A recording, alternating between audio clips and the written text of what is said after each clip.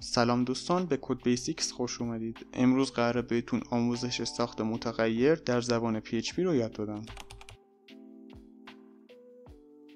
همینطور که میبینید من الان عدد 1 رو با دستور اکو چند بار پشت سر هم چاپ کردم.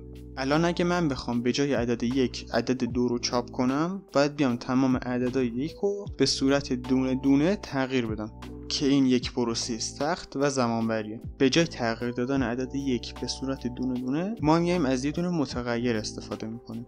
حالا متغیر چی هست؟ متغیر مثل یک جعبه‌ایه که شما یه سری داده ها رو توش میریزید و از اون جعبه برای دسترسی به داده های داخلش استفاده میکنید.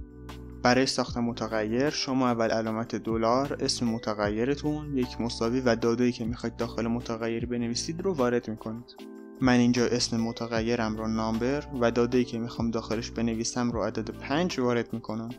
الان به جای اینکه عدد 1 رو به صورت دونه دونه چاپ کنیم، میایم میگیم که متغیر نامبر چاپ بشه.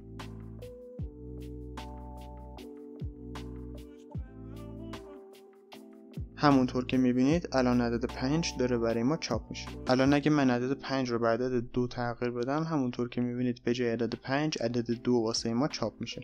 ممنون از اینکه تا اینجای ویدیو رو با ما همراه بودید.